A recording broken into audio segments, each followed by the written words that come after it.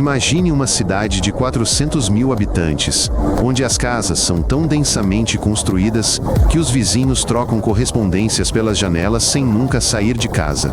É 1666, e a cidade inteira é um labirinto contínuo de madeira, com ruas tão estreitas que duas carroças não conseguem se cruzar, tendo que esperar a outra passar. Os telhados são cobertos com palha embebida em resina. Varais de roupa estendem-se entre as casas, e a distância entre um prédio e outro é menor que o comprimento de um braço.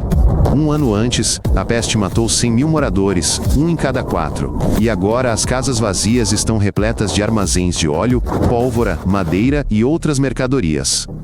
Não chove significativamente há 8 meses. A madeira secou tanto que racha com o calor, e as autoridades proibiram fogueiras nas ruas. Em poucos dias, esta cidade estará completamente em chamas, e o fogo será tão intenso que o chumbo derreterá e escorrerá pelas ruas como água. Na noite de 2 de setembro de 1666, o padeiro real, Thomas Fariner, trabalhava até tarde da noite como de costume. Ele assava pão para o próprio rei. Sua padaria na Pudding Lane nunca fechava, os fornos funcionando 24 horas por dia, sem parar. Por volta da 1h da manhã, uma faísca de um forno não apagado atingiu as vigas de madeira do telhado, e em poucos minutos, todo o segundo andar do prédio estava em chamas. O padeiro e sua família foram acordados pelo crepitar das chamas e conseguiram escapar por uma janela para o telhado de uma casa vizinha, mas sua empregada ficou apavorada com alturas. A moça permaneceu dentro do prédio em chamas e se tornou a primeira vítima do incêndio que devastaria toda a cidade 4 dias depois. Quando os vizinhos perceberam o que estava acontecendo, as chamas já haviam se alastrado para 3 casas próximas e avançavam pela rua na velocidade de um homem correndo. Não havia muros de pedra entre as casas. Todos os edifícios ficavam muito próximos uns dos outros, às vezes até compartilhando paredes. A distância entre os telhados das casas adjacentes nas ruas estreitas era inferior a 2 metros. Em muitos lugares, os telhados se tocavam nas vigas. Naquela noite, um forte vento leste surgiu, carregando os destroços em chamas 50 metros adiante, incendiando mais casas. Os andares térreos dos edifícios abrigavam armazéns contendo óleo de linhaça, cera, álcool para lamparinas e carvão, que se inflamaram como pólvora. Quando o fogo atingiu esses armazéns, ocorreram explosões poderosas, e o óleo em chamas se espalhou pelas ruas e fluiu como um rio, incendiando tudo em seu caminho. A cada hora que passava, o vento ficava mais forte. Pela manhã, o fogo se movia a uma velocidade de 1,5 km por hora, mais rápido do que uma pessoa conseguiria andar. O prefeito Thomas Bloodworth foi acordado às 2 da manhã, com a notícia de um grande incêndio em Pudding Lane. Ele chegou ao local, inspecionou os prédios em chamas e proferiu uma frase que entraria para a história. Qualquer mulher conseguiria apagar isso com um simples xixi nas calças. Ele se recusou a ordenar a demolição dos prédios atingidos pelo fogo, pois os proprietários exigiriam uma indenização enorme dos cofres da cidade. O prefeito retornou calmamente à sua mansão para passar a noite, e quando acordou na manhã seguinte, 300 casas estavam em chamas, e não havia como conter o incêndio. A essa altura, as chamas já haviam alcançado o Tâmisa, onde enormes armazéns de carvão, alcatrão e madeira para construção naval se erguiam às margens. Uma decisão equivocada de um funcionário covarde custou à cidade metade de seus prédios, e transformou um simples incêndio em um desastre nacional. Quando o rei Carlos II soube da dimensão do desastre, não ficou sentado no palácio, dirigiu-se pessoalmente à cidade em chamas. Formou 8 companhias de 100 homens cada, com a missão de demolir casas no caminho das chamas e criar valas com a largura de várias ruas. O rei trabalhou lado a lado com os cidadãos comuns, passando baldes de água, ajudando a desmontar edifícios e supervisionando a demolição das casas. Seu irmão mais novo, o Duque de York, comandou centenas de marinheiros que bombeavam água do rio com bombas manuais antigas e apagavam as chamas. A água era inútil, evaporava antes de alcançar o fogo, e o calor era tão intenso que as pessoas a 50 metros de distância mal conseguiam respirar. O rei prometeu pagar os trabalhadores com ouro do seu próprio tesouro, mas nem isso conseguiu deter a parede de chamas tão alta quanto um prédio moderno de 5 andares. O rio Tâmisa sempre fora uma barreira natural que protegia a cidade do fogo, mas desta vez transformou-se numa armadilha mortal. Ambas as margens estavam densamente povoadas por cais de madeira, armazéns e casas de comerciantes de 4 e 5 andares, todas situadas diretamente sobre a água. O vento levantou tábuas e troncos em chamas, carregou-os através do rio e incendiou a margem oposta, prendendo as pessoas num círculo de chamas sem escapatória. A famosa ponte antiga sobre o Tâmisa, ladeada por casas e lojas, foi engolfada pelas chamas de ambos os lados simultaneamente. Os ocupantes da ponte ficaram presos entre duas paredes de fogo. Muitos saltaram para a água em pânico, mas a maioria dos habitantes da cidade nem sequer sabia nadar. Todo o rio estava repleto de barcos com refugiados que tentavam salvar o que podiam dos seus pertences, mas faíscas caíram sobre os barcos, fazendo-os explodir em chamas mesmo dentro da água.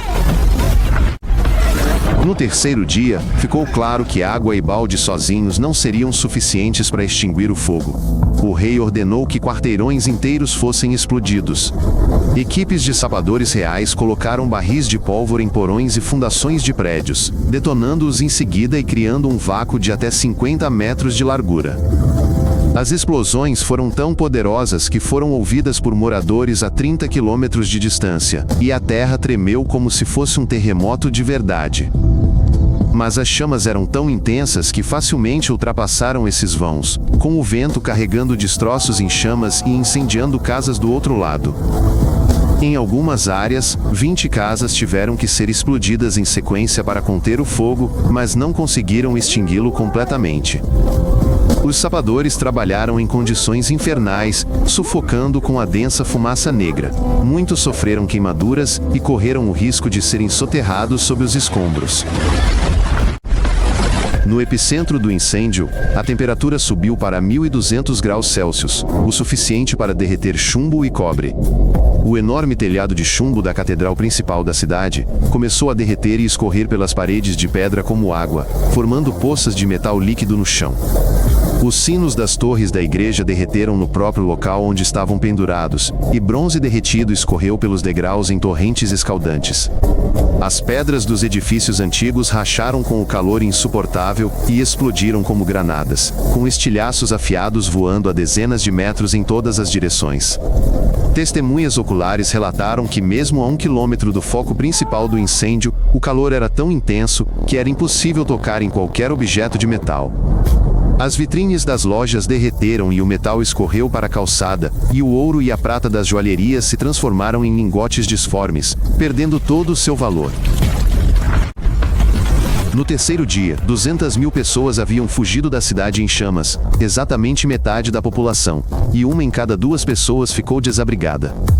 Todas as ruas estavam completamente congestionadas com carroças carregadas de pertences. As pessoas carregavam móveis, roupas e utensílios domésticos. Algumas até arrancavam portas das dobradiças e as arrastavam.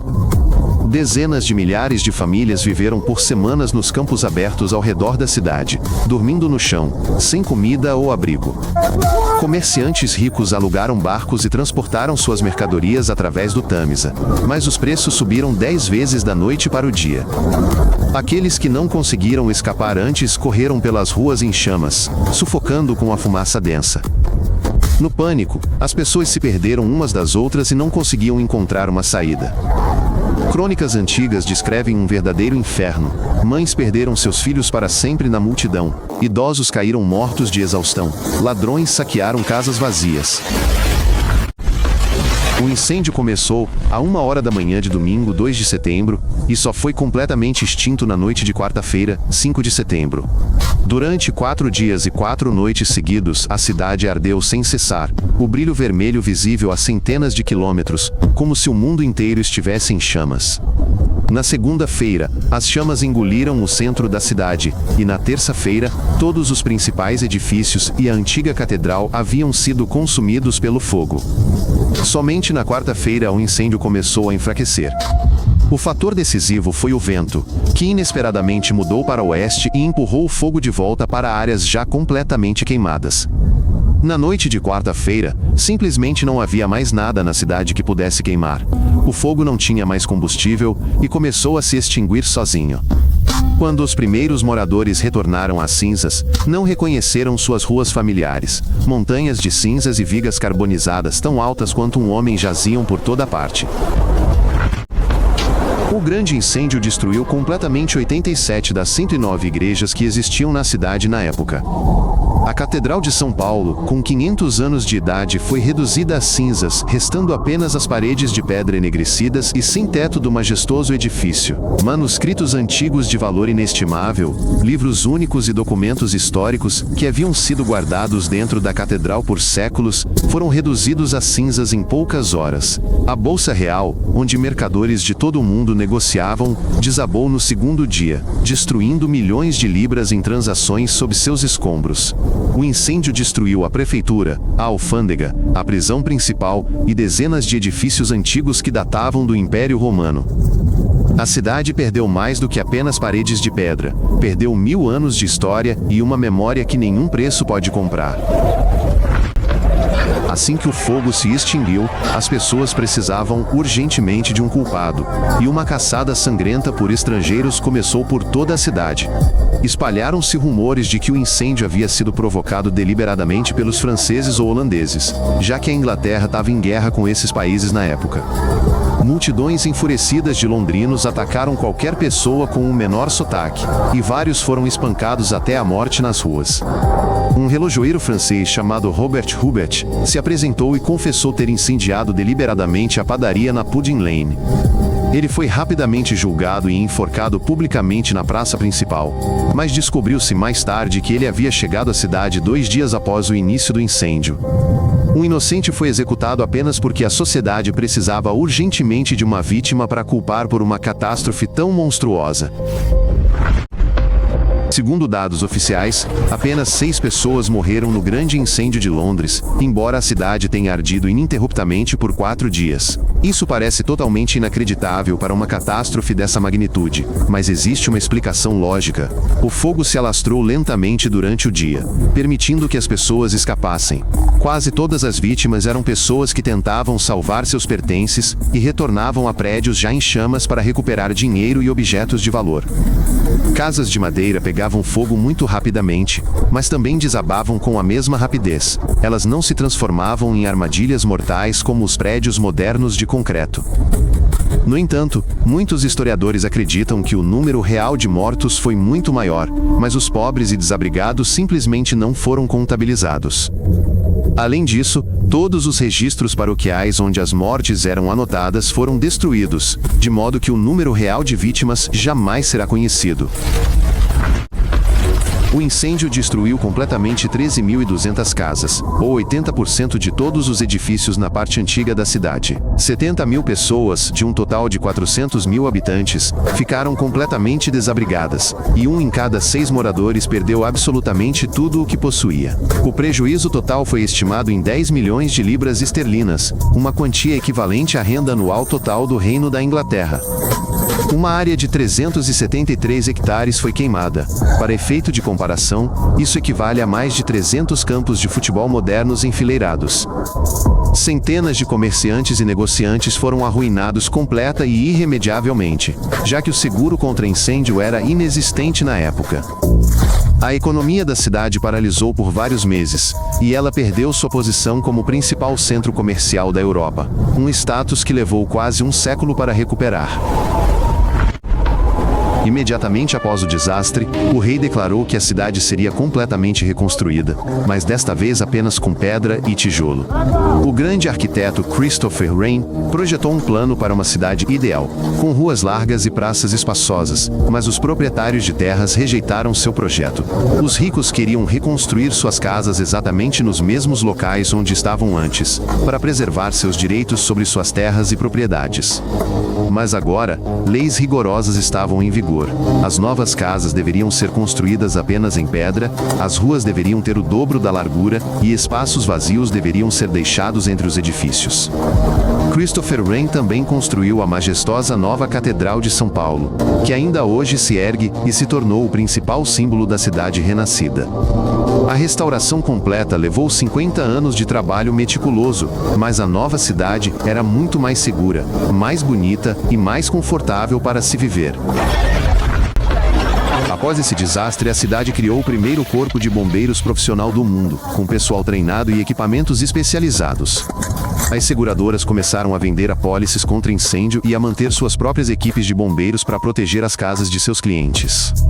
As autoridades aprovaram o primeiro código de construção da história, que proibia edifícios de madeira no centro da cidade e exigia muros de pedra entre os prédios. Um monumento imponente, com 61 metros de altura, foi erguido no local da fatídica padaria. Essa coluna ainda permanece lá em memória da tragédia. O grande incêndio de Londres mudou para sempre a forma como a humanidade constrói cidades, e os arquitetos usam suas lições em seus projetos até hoje. Há um paradoxo: o incêndio salvou a cidade da peste, erradicando todos os ratos e as terríveis condições insalubres, e epidemias nunca mais ocorreram lá desde então. Se você achou isso interessante, inscreva-se para não perder novos episódios. Mantemos tudo curto e direto ao ponto.